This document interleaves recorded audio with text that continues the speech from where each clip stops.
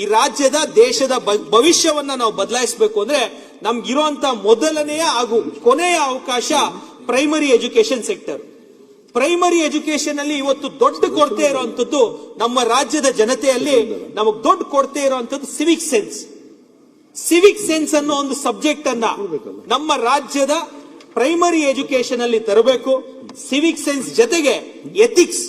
ಇವತ್ತಿನ ಸಮಾಜದಲ್ಲಿ ನಾನು ಒಬ್ಬ ಯುವಕನಾಗಿ ಏನು ಮಿಲೇನಿಯಲ್ ಅಂತ ಹೇಳಿ ನಮ್ಮ ಜನರೇಷನ್ಗೆ ಪಟ್ಟವನ್ನ ಕೊಟ್ಟಿದ್ದಾರೆ. ಇನ್ ಮುಂದಕ್ಕೆ ಜೆನ್ ಝಿ, ಜೆನ್ ಆಲ್ಫಾ ಬೇರೆ ಬಂದಿದೆ. ಇವರಿಗೆ ಯಾವ ರೀತಿ ಸಿವಿಕ್ ಸೆನ್ಸ್ ಅನ್ನ ತುಂಬಬೇಕು ಇದನ್ನ ಪ್ರೈಮರಿ ಎಜುಕೇಶನ್ ಡಿಪಾರ್ಟ್ಮೆಂಟ್ ಅಲ್ಲಿ ಮಾಡಬೇಕಾಗುತ್ತೆ.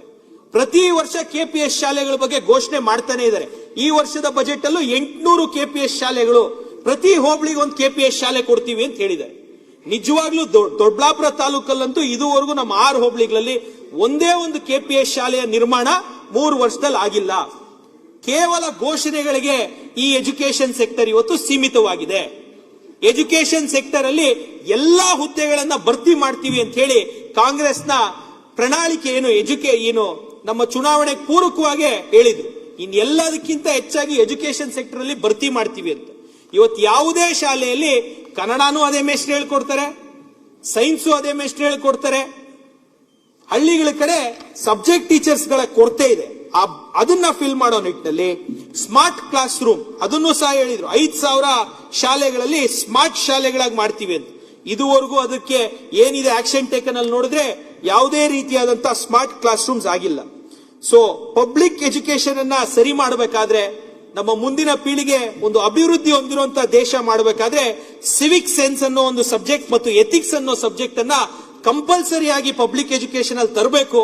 ಸಿವಿಕ್ ಸೆನ್ಸಿನ ಅವಶ್ಯಕತೆ ಇವತ್ತು ಅತಿ ಹೆಚ್ಚು ಇವತ್ತು ಬರೋದಂತ ಒಂದು ಸೊಸೈಟಿಗಿದೆ, ಹಾಗಂತ ತಿಳಿಸ್ತಾ ಇದ್ರ ಜೊತೆಗೆ ಗುಡ್ ಹೆಲ್ತ್ ಟು ಆಲ್, ಆರೋಗ್ಯ ವಿಚಾರದ ಬಗ್ಗೆ ಈಗಾಗಲೇ ನಿಲುವಳಿ ಸೂಚನೆಯನ್ನ ಮಂಡನೆ ಮಾಡಿದ್ದಾರೆ. ಆರೋಗ್ಯ ಇಲಾಖೆಯಲ್ಲಿ ಇವತ್ತು ಯಾವ ರೀತಿ ನಡೀತಾ ಇದೆ ಅಂದ್ರೆ 28 ಪ್ರಾಥಮಿಕ ಆರೋಗ್ಯ ಕೇಂದ್ರಗಳು ದೊಡ್ಡಬಳ್ಳಾಪುರ ತಾಲೂಕಲ್ಲಿ ಇದೆ. ಕೇವಲ ದೊಡ್ಡಬಳ್ಳಾಪುರದ್ದು ಎಕ್ಸಾಂಪಲ್ ತಗೊಂಡ್ರೆ ಒಂದು ಪ್ರಾಥಮಿಕ ಆರೋಗ್ಯ ಕೇಂದ್ರದಲ್ಲಿ ಯಾವೆಲ್ಲ ಪೋಸ್ಟ್ಗಳು ಕೊಟ್ಟಿದ್ದಾರೆ ಅಂದ್ರೆ ಒಂದು ಡಾಕ್ಟರ್, ಒಂದು ನಮ್ಮ ಫಾರ್ಮಸಿಸ್ಟ್ ಮತ್ತು ಒಂದು ಗ್ರೂಪ್ ಡಿ. ಯಾವುದೇ ಪ್ರಾಥಮಿಕ ಆರೋಗ್ಯ ಕೇಂದ್ರದಲ್ಲಿ ಒಂದು ಡೇಟಾ ಸೆಂಟರ್ ಆಪರೇಟರ್ ಇಲ್ಲ ಮತ್ತು ಒಂದು ನರ್ಸ್ ಇಲ್ಲ. ಒಂದು ನರ್ಸ್ ಇಲ್ಲದೆ ಇವತ್ತು ಆರೋಗ್ಯ ಇಲಾಖೆಯಲ್ಲಿ ಒಂದು ಪ್ರಾಥಮಿಕ ಆರೋಗ್ಯ ಕೇಂದ್ರನ ಒಬ್ಬ ಡಾಕ್ಟರ್ ಹೆಂಗ್ ನಡೆಸಬೇಕು? ಡೇಟಾ ಆಪರೇಟರ್ ಇಲ್ಲದೆ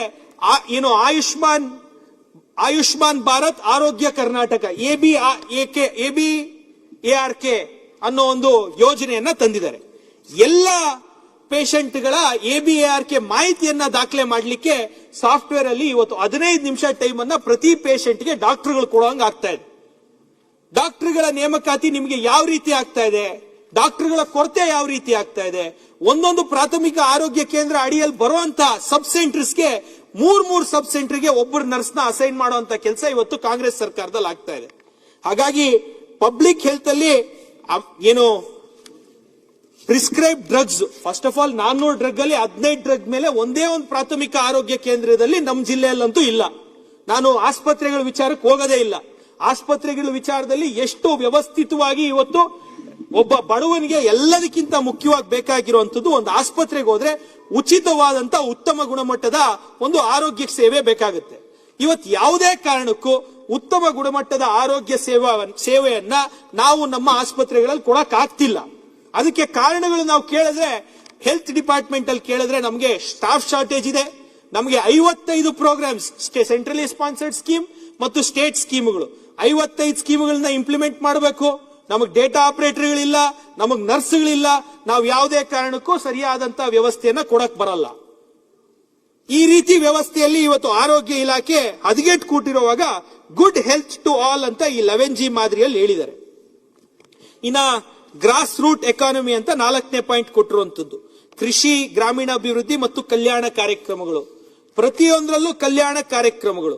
ಗ್ರಾಮೀಣಾಭಿವೃದ್ಧಿಯಲ್ಲಿ ಗ್ರಾಮ ಪಂಚಾಯಿತಿಗಳಿಗೆ ಏನ್ ಮಾಡ್ತೀವಿ ಅಂತ ಇವ್ರು ಕೊಟ್ಟಿದ್ರು. ಎಲ್ಲಾ ಗ್ರಾಮ ಪಂಚಾಯಿತಿಗಳಲ್ಲಿ ವೈಫೈ ಅನ್ನ ಕೊಡ್ತೀವಿ ಅಂತ ಕಾಂಗ್ರೆಸ್ ತಮ್ಮ ಪ್ರಣಾಳಿಕೆಯಲ್ಲಿ ಚುನಾವಣೆ ಪೂರ್ವವಾಗಿ ಹೇಳಿದ್ರು. ಎಲ್ಲಾ ಗ್ರಾಮ ಪಂಚಾಯಿತಿಗಳನ್ನ ಮಹಾತ್ಮ ಗಾಂಧಿ ಗ್ರಾಮ ಸ್ವರಾಜ್ ಯೋಜನೆ ಅಡಿಯಲ್ಲಿ ನಾವು ಎಷ್ಟು ಸಾವಿರ ಕೋಟಿ ಅದು ಮಹಾತ್ಮ ಗಾಂಧಿ ಗ್ರಾಮ ಸ್ವರಾಜ್ ಯೋಜನೆ ಅಡಿಯಲ್ಲಿ 50,000 ಕೋಟಿಯನ್ನ 5 ವರ್ಷದಲ್ಲಿ ಮೀಸಲಿಡ್ತೀವಿ ಅಂತ ಹೇಳಿದ್ರು. ಇದುವರೆಗೂ ಈ ಯೋಜನೆಗೆ ಒಂದೇ ಒಂದು ರೂಪಾಯಿಯನ್ನ ಮೀಸಲಿಡುವಂತ ಕೆಲಸ ಆಗಿಲ್ಲ. ಗುಡ್ ಗವರ್ನೆನ್ಸ್, ಜನಸ್ನೇಹಿ ಆಡಳಿತ. ಕಾಂಗ್ರೆಸ್ನ ಸರ್ಕಾರ ಬಂದಿದ ತಕ್ಷಣ ನಾನು 4 ಬಜೆಟ್ ಪುಸ್ತಕಗಳನ್ನ ಇಟ್ಕೊಂಡಿದ್ದೆ ಸಭಾಧ್ಯಕ್ಷರೇ.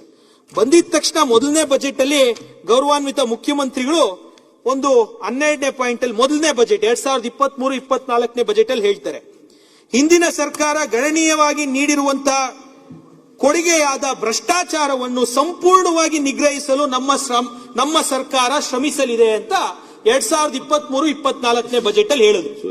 ಇದಾದ ನಂತರ ನೆಕ್ಸ್ಟ್ ಇಯರ್ ಬಜೆಟ್ ತೆಗೆದ್ವಿ, ಅದರಲ್ಲೂ ಭ್ರಷ್ಟಾಚಾರದ ಬಗ್ಗೆ ಗೌರವಾನ್ವಿತ ಮುಖ್ಯಮಂತ್ರಿಗಳು ತಿಳಿಸಿದ್ರು. ಅದು ಏನ್ ಹೇಳಿದ್ರು ಅಂತ ಹೇಳ್ಬಿಡ್ತೀವಿ. ಆಡಳಿತದಲ್ಲಿ ಪಾರದರ್ಶಕತೆ ಮತ್ತು ದಕ್ಷತೆಯನ್ನು ಹೆಚ್ಚಿಸಲು ಹಾಗೂ ಭ್ರಷ್ಟಾಚಾರ ನಿಗ್ರಹಿಸಲು ತಂತ್ರಜ್ಞಾನವನ್ನು ಸಮರ್ಪಕವಾಗಿ ಬಳಸಿಕೊಳ್ಳಲಾಗುತ್ತಿದೆ. ಇವತ್ತೇನಾದ್ರೂ ನಾವು ಸಾರ್ವಜನಿಕವಾಗಿ ಹೋದ್ರೆ, ನಾನು ಒಬ್ಬ ಶಾಸಕ ಸಭಾಧ್ಯಕ್ಷ, ನೆಕ್ಸ್ಟ್ ಟೈಮ್ ನಾವು ಹೋಗಿ ವೋಟ್ ಕೇಳಬೇಕು ಅಂದ್ರೆ ಯಾವ ರೀತಿ ಭ್ರಷ್ಟಾಚಾರದಲ್ಲಿ ಇವತ್ತು ಸರ್ಕಾರ ಮುಳುಗಿದೆ ಅಂತ ಹೇಳಿ ಜನ ನಮಗ್ ಕ್ಯಾಕರ್ ಸುಗಿತಾ ಇದ್ದಾರೆ. ಒಂದು ತಾಲೂಕ್ ಆಫೀಸ್ಗೆ ಹೋದ್ರೆ ದುಡ್ಡು ಕೊಡದೆ ಒಂದು ಕೆಲಸ ಆಗಲ್ಲ, ಒಂದು ಆಸ್ಪತ್ರೆಗೆ ಹೋದ್ರೆ ಒಂದು ದುಡ್ಡು ಕೊಡದೆ ಒಂದು ಕೆಲಸ ಆಗಲ್ಲ.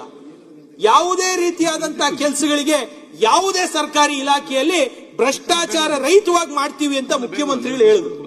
ಈ ಬಜೆಟ್ ಅಲ್ಲಿ ಮಾತ್ರ ಭ್ರಷ್ಟಾಚಾರದ ಬಗ್ಗೆ ಯಾವುದೇ ಪ್ರಸ್ತಾಪ ಮುಖ್ಯಮಂತ್ರಿಗಳು ಹೇಳಿಲ್ಲ. ನನಗೆ ಯಾಕೋ ಅನ್ನಿಸ್ತಾ ಇದೆ, corruption is the new form ಈ ಗವರ್ಮೆಂಟ್ ಅಲ್ಲಿ ಅಂತ ಅನ್ನಿಸ್ತಾ ಇದೆ. ಭ್ರಷ್ಟಾಚಾರ ರಹಿತವಾಗಿ ನಾವು ಮಾಡಬೇಕು ಅಂತ ಹೇಳಿ ಹೌದು 16 ಪಾಲಿಸಿಗಳು ತಂದಿದ್ದಾರೆ. ಗೌರವಾನ್ವಿತ ಕೃಷ್ಣ ಬೈರೇಗೌಡರು ಕಂದಾಯ ಸಚಿವರಾಗಿ ಬೇಗ ಮಾಡಿ, 5 ನಿಮಿಷ ಸರ್ ಅಷ್ಟೇ.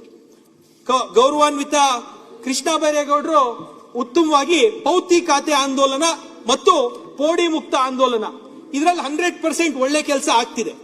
ಅದು ಬಿಟ್ಟು ಇನ್ನೂ ಹೆಚ್ಚಿನ ರೀತಿಯಲ್ಲಿ ಬಗರುಕುಂ ಸಮಿತಿಗಳಲ್ಲಿ ಇದುವರೆಗೂ ಪಾಸ್ ಆಗಿರುವಂತಹ ಎಲ್ಲ ಏನು ಫಲಾನುಭವಿಗಳಿಗೆ ಸಾಗುವಳಿ ಚೀಟಿ ಕೊಡುವಂತ ಆಂದೋಲನವನ್ನ ಕೈಗೆತ್ಕೊಬೇಕು. ಇವತ್ತು ಸಾಗುವಳಿ ಚೀಟಿ ಕೊಡ್ಲಿಕ್ಕೆ ಏನು ನಮ್ಮ ಕಂದಾಯ ಇಲಾಖೆ ಅಧಿಕಾರಿಗಳು, ಗ್ರಾಮ ಸಹಾಯಕರಿಂದ VA ಇಂದ ಹಿಡಿದು ಅಪ್ ಟು ತಹಸೀಲ್ದಾರ್ ಲೆವೆಲ್ ವರೆಗೂ ಒಂದು ಸಾಗುವಳಿ ಚೀಟಿ ಕೊಡಬೇಕು ಅಂದ್ರೆ 16 ಕಂಡೀಷನ್ಸ್ ಹಾಕಿ ಪಾಪ ರೈತರು 40 ವರ್ಷ 50 ವರ್ಷ 2 ತಲೆಮಾರು 3 ತಲೆಮಾರಿಂದ ಸಾಗುವಳಿ ಮಾಡ್ತಿದ್ರು ಸಹ ಆ ಸಾಗುವಳಿ ಚೀಟಿಯನ್ನ ಕೊಡ್ಲಿಕ್ಕೆ ಅಲ್ದಾಡಿಸ್ತಾರೆ. ಇದ್ರ ಬಗ್ಗೆ ಈಗಾಗಲೇ TB ಜಯಚಂದ್ರ ಸಾಹೇಬ್ರು ಪ್ರಶ್ನೆ ಇದೇ ಸದನದಲ್ಲಿ ಹಾಕಿದ್ರು. ಆ ಸಾಗುವಳಿ ಚೀಟಿ ನಾವು ಬಗರುಕುಂ ಕಮಿಟಿಯಲ್ಲಿ ಪಾಸ್ ಮಾಡಿದ್ರು ಸಹ ಅದನ್ನ ಕೊಡುವಂತ ವ್ಯವಸ್ಥೆ ಇವತ್ತು ಆಗ್ತಿಲ್ಲ. ಹಾಗಾಗಿ ಕಂದಾಯ ಇಲಾಖೆಯಲ್ಲಿ ಪಾರದರ್ಶಕತೆಯನ್ನ ತರಲಿಕ್ಕೆ ನಮ್ಮ ಕೃಷ್ಣ ಬೈರೇಗೌಡರು ಏನ್ ಮಾಡ್ತಾ ಇದ್ದಾರೆ, ಆ ಪೌತಿ ಖಾತೆ ಆಂದೋಲನ, ಪೋಡಿ ಮುಕ್ತ ಆಂದೋಲನ ಜೊತೆಗೆ ಸಾಗುವಳಿ ಚೀಟಿ ಕೊಡ್ಲಿಕ್ಕೆ ಒಂದು ಆಂದೋಲನವನ್ನ ಗೌರವಾನ್ವಿತ ಸರ್ ಒಂದ್ ನಿಮಿಷ ಮುಗಿಸ್ತೀವಿ. ಇದ್ರ ಜೊತೆಗೆ ಕಾಂಗ್ರೆಸ್ ಸರ್ಕಾರ ಏನು ನಮ್ಮ ಅಧಿಕಾರಕ್ಕೆ ಬರಕ್ ಮುಂಚೆ ನಮ್ಮ ಕಾಂಗ್ರೆಸ್ ಗ್ಯಾರಂಟಿ ಕಾರ್ಡ್ ಅಂತೇಳಿ ಗ್ಯಾರಂಟಿ ಕಾರ್ಡ್ ಅನ್ನ ಕೊಟ್ರು. ಕಾಂಗ್ರೆಸ್ ಗ್ಯಾರಂಟಿ ಕಾರ್ಡ್ ಅಲ್ಲಿ ಗೌರವಾನ್ವಿತ ಮುಖ್ಯಮಂತ್ರಿಗಳು, ಇವತ್ತಿನ ಮುಖ್ಯಮಂತ್ರಿಗಳು ಸಿದ್ದರಾಮಯ್ಯ ಸಾಹೇಬರು ಮತ್ತು ಇವತ್ತಿನ ಉಪಮುಖ್ಯಮಂತ್ರಿಗಳು KPCC ಅಧ್ಯಕ್ಷರು DK ಶಿವಕುಮಾರ್ ಸಾಹೇಬರು ಸೈನ್ ಹಾಕಿದ್ರು. ಈ ಗ್ಯಾರಂಟಿ ಕಾರ್ಡ್ ಅಲ್ಲಿ ಏನ್ ಹೇಳಿದ್ರು ಅಂತ ಹೇಳ್ತೀನಿ ಸರ್ ನಾನು. ಕಾಂಗ್ರೆಸ್ನ ಕಾಂಗ್ರೆಸ್ ಗ್ಯಾರಂಟಿ ಗೃಹಲಕ್ಷ್ಮಿ, ಕುಟುಂಬದ ಮಹಿಳೆಗೆ ಪ್ರತಿ ತಿಂಗಳು 2,000 ರೂಪಾಯಿ ಕೊಡ್ತೀವಿ. ಏನಕ್ಕೆ 2,000 ರೂಪಾಯಿ ಕೊಡ್ತೀವಿ ಅಂದ್ರೆ, ಗ್ಯಾಸ್ ಸಿಲಿಂಡರ್ಗೆ 500 ರೂಪಾಯಿ, GST ಪರಿಹಾರಕ್ಕೆ 500 ರೂಪಾಯಿ, ಬೆಲೆ ಏರಿಕೆಯ ಪರಿಹಾರಕ್ಕೆ 1,000 ರೂಪಾಯಿ ಅಂತ ಹೇಳಿ ಘೋಷಣೆ ಮಾಡಿದಂತ ಯೋಜನೆ ಇದು. ಇದನ್ನ ಸೈನ್ ಹಾಕಿ ಚಾಮುಂಡೇಶ್ವರಿ ತಾಯಿ ದೇವಸ್ಥಾನದಲ್ಲಿ ಇಟ್ಟು ಪ್ರತಿ ಮನೆಗೂ ನಮ್ಮ ತಾಲೂಕಲ್ಲೂ ಬಂದು ಹಂಚಿ ಎಲೆಕ್ಷನ್ ಮಾಡಿದಂಥದ್ದು. ಇವತ್ತು GST ಕೇಂದ್ರ ಸರ್ಕಾರ ದಿಟ್ಟವಾದಂತಹ ಹೆಜ್ಜೆಯನ್ನ ತಗೊಂಡು ಇವತ್ತು GST ಯನ್ನ ಕಮ್ಮಿ ಮಾಡಿ GST ಯನ್ನ ಇಳಿಸಿದ್ದಾರೆ. ಇದ್ರ ಜೊತೆಗೆ ಏನು 1,000 ರೂಪಾಯಿ ಬೆಲೆ ಏರಿಕೆಗೆ ಅಂತ ಹೇಳಿ ಕಾಂಗ್ರೆಸ್ನವರು ಹೇಳುದು. ಏನು ಬಿಜೆಪಿ ಸರ್ಕಾರದ ಮೇಲೆ ಬೆಲೆ ಏರಿಕೆ ಆಪಾದನೆಯನ್ನ ಹೇಳಿ ಇವರು ಕಾಂಗ್ರೆಸ್ನ ಸರ್ಕಾರ ಬಂದಂತು. ಕಾಂಗ್ರೆಸ್ನವ್ರು ಬಂದ ಮೇಲೆ ಬೆಲೆ ಏರಿಕೆಯನ್ನ ಏನ್ ಮಾಡಿದ್ದಾರೆ?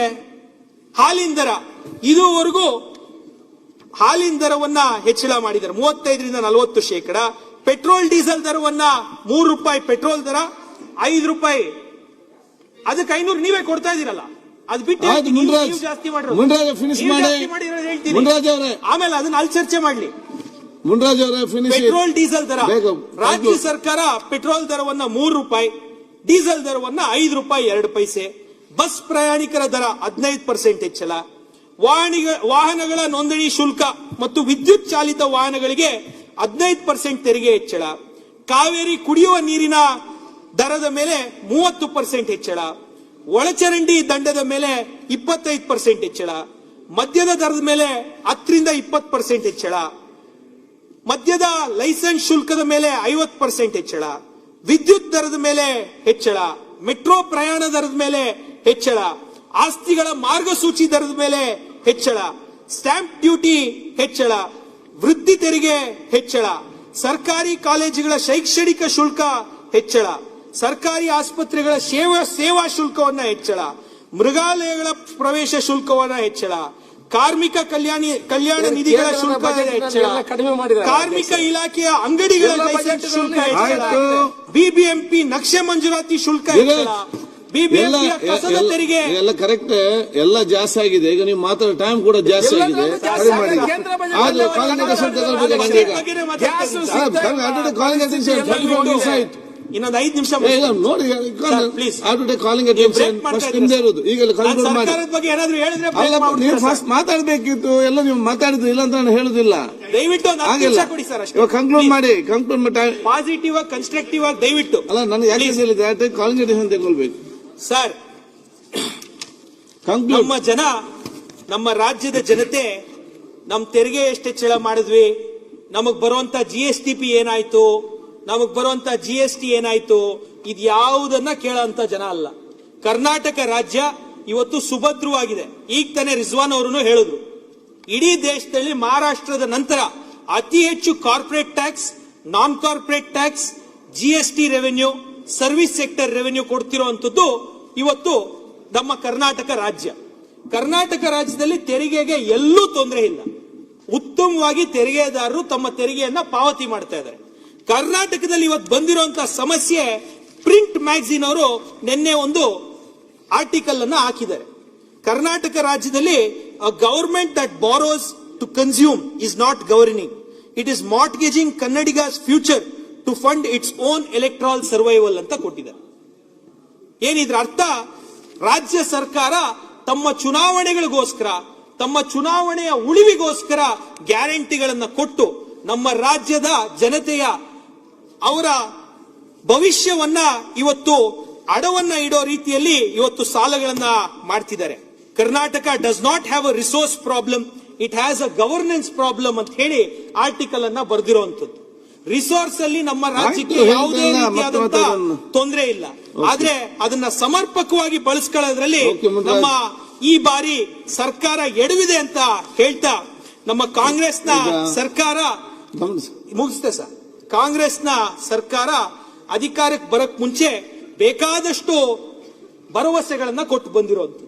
ಕಳೆದ ಬಾರಿ ಗೌರವಾನ್ವಿತ ಮುಖ್ಯಮಂತ್ರಿಗಳು ಸಿದ್ದರಾಮಯ್ಯ ಸಾಹೇಬರು ನುಡಿದಂತೆ ನಡೆದಿದ್ದೇವೆ ಅಂತ ಹೇಳಿ ಎಲ್ಲಾ ಕಡೆ ಉತ್ತಮವಾಗಿ ಪ್ರಚಾರವನ್ನ ಮಾಡಿ 2013ರಿಂದ 18 ಗವರ್ನೆನ್ಸ್ ಕೊಟ್ಟು, ಈ ಬಾರಿ ಕೇವಲ 5 ಗ್ಯಾರಂಟಿಗಳು ತೋರಿಸ್ತಾ ಇದ್ದಾರೆ. ಬಿಟ್ರೆ ಅವರ ಪ್ರಣಾಳಿಕೆಯಲ್ಲಿ ಇದು ಬಿಟ್ಟು ಬೇಕಾದಷ್ಟು ವಿಷಯಗಳನ್ನ ಹೇಳಿದ್ರು.